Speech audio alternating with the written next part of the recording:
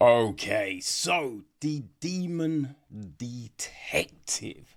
Yes, people, this is the new film. P.C. DeWitt, who wrote and directed the joint, right? He also is a producer, right? Along with James Berzelick, Chad Halverson, John Klein, and Dani J. Scott. Right, it is executive produced by Jordan Foos and associate produced by Dustyn Gulledge and Laurel Pierce. Okay, cinematography was handled by Matt Rascu. Matt also edits the piece, right? Hair and makeup, we have Cheyenne Paulson, Tara Ray, Thania Rudgeston, and Brittany Turpin. We then have got, Outcast, right? So, playing our demon detective, Miles Mako, is his partner, colleague, played by Eugene Young. We have a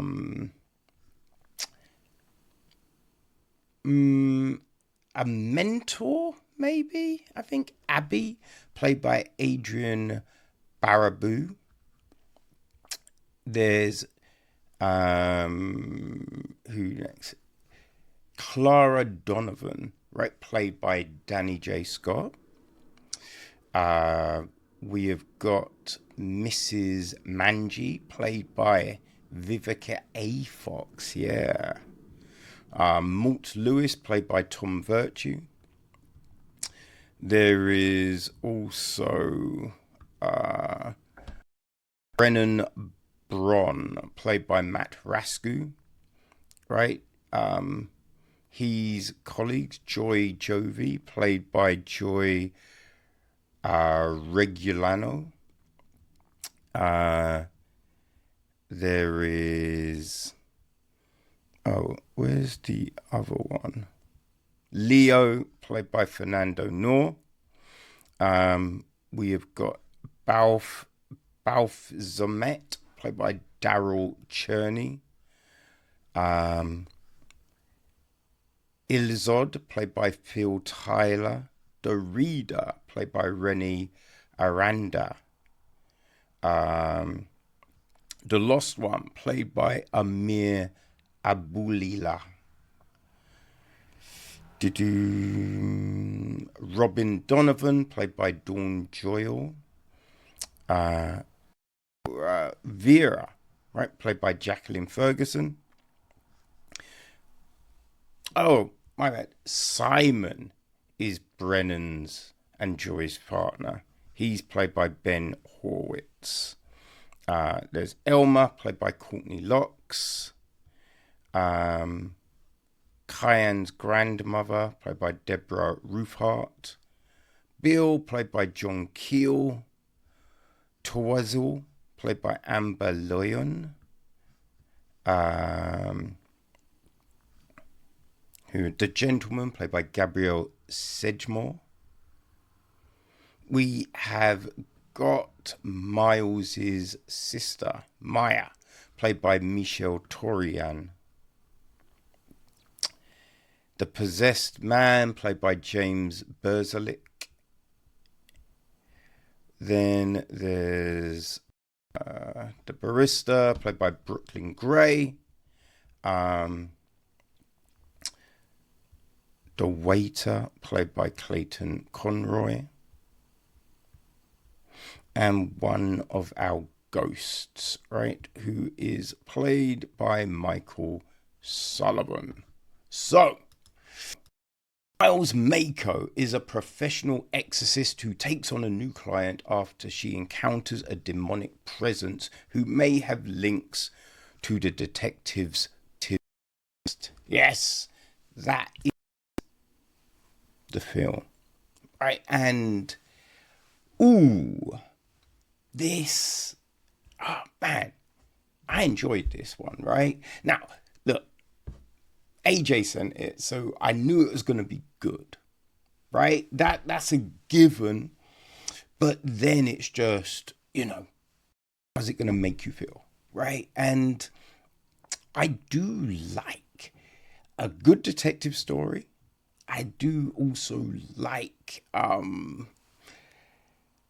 this kind of magic in the real world type of thing when done well, right? There's some books. I think it's 5 books by Mike Carey, right? Mike Carey wrote the Lucifer comics and the Unwritten. They're 2 of his biggest ones, but he's written like X-Men. I think he's done Avengers, but he's done so much shit, right? And he had this book series about a character called Felix Castor, right? And that character is just like Miles. And those books are fantastic. They came out years ago. They're great.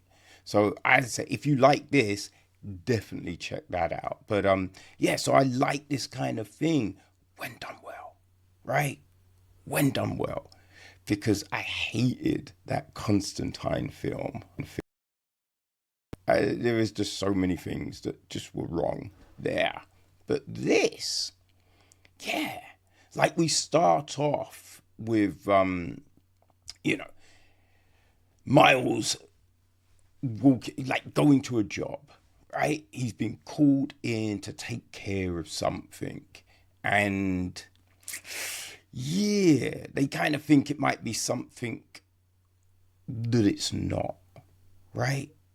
And we see this whole situation. Now, the good thing about the opening as well, right, is, as I said, Miles, his friend, right, his partner, right, his colleague Pin. Now, a lot of times in these kind of stories, like, the colleague is the sidekick, right? So they're always essentially getting saved. They don't really do a lot. You know what I mean? They might come up with a clue or something, but that's kind of it. But in this, Pin isn't weak, right? Pin has got, he's got his own skills, right? He can handle demons too. And so that kind of gets established early. So we know, okay, right, it's not going to be one of these, I'm just here for the jokes kind of character, right? And we see the dynamic between the 2 of them. So, you're interested. And so we get into this story, and, there's just more happening than Miles can suspect. They seem to find themselves in a convergence of craziness, which is like, okay, all right, let's see where they go with all of this, right?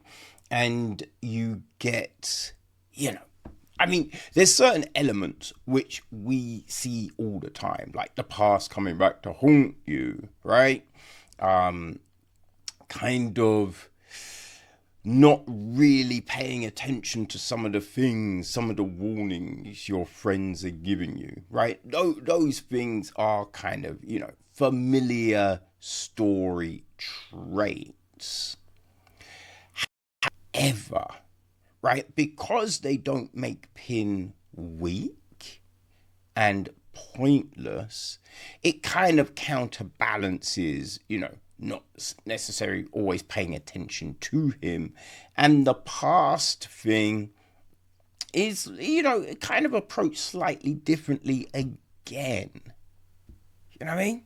So we have all of that, right? Miles isn't this all-knowing, all-powerful figure, right? There are flaws.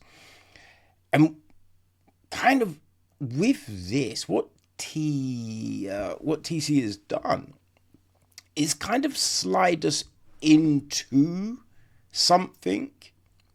You know what I mean? It's already this fleshed out world, right? We're not starting on page 1. We're kind of halfway through. You know what I mean? So there's not this whole big elaborate explanation of, this is the world, my name is this, and this is what I do. It's not all of that, right? So we're kind of peering in at all of these events, and it's done in a way where it's not like, wait, slow down. I have no clue what's going on. No, you get that there is, this foundation that we haven't seen, but you can follow exactly what's going on, everything that's there. So, you know that this isn't a novice, that there's a history, So it's giving our characters a bit more flesh and weight than, sometimes they have. Right? And so when they do things, it's a little bit more believable because they're not rookies, right? It's like when, they talk about certain things. I mean, I remember, the last few Star Wars films, right? The last trilogy with Rey and Flynn? Was it Flynn? Right? The Stormtrooper guy who then changed sides. I want to say Flynn. I might be wrong. But there's that whole big thing at the beginning. And what we knew from the lore, right, that a lightsaber is a skilled weapon, right? Not anyone can use a lightsaber. And then Flynn picks up a fucking lightsaber and uses it. And we're just like, wait, what? You know what I mean? And so those things make no sense, right? But when you understand that there is this, knowledge, this history, all of these things, it then makes it more believable for our characters to do what they need to do, because a novice ain't doing that shit.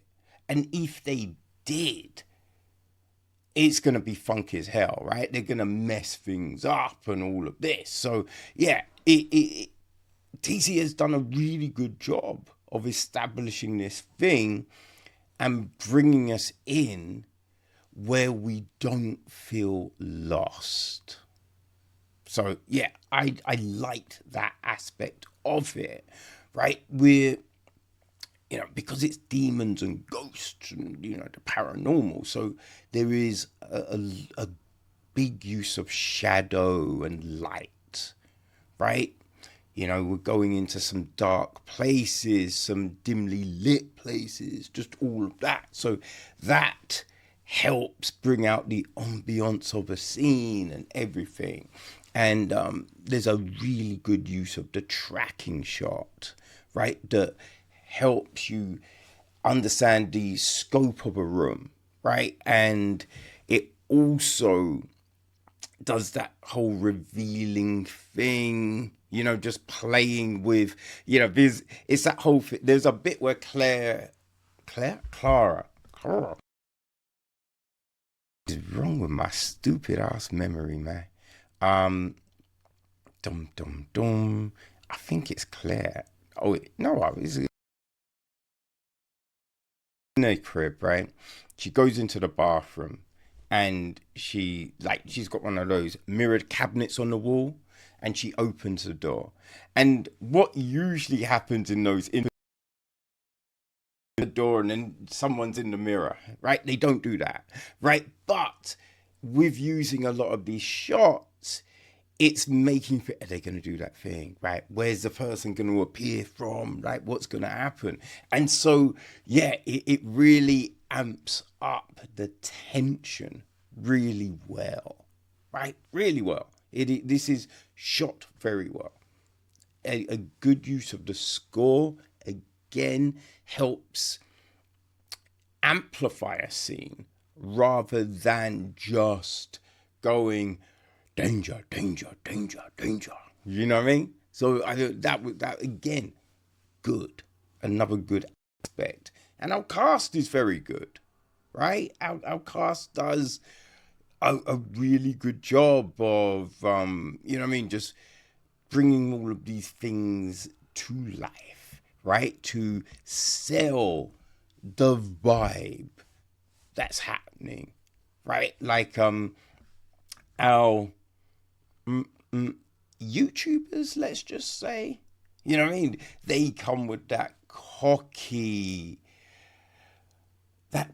energy, but then some of them, right? Like, you know, I thought, because she seems psyched to be there, but also in reverence of meeting someone of Miles's reputation and stature, right? Where Bron is more,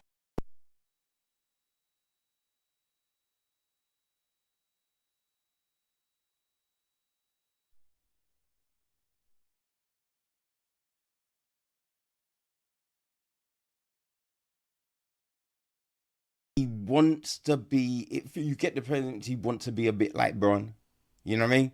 But they all give you that energy. So that all works really well, right? When they come and meet up with Abby, you know, she's got that reverence. I mean, that kind of stature, right? Where it's just like, don't use that language here. Shame on you. It's like, oh, sorry.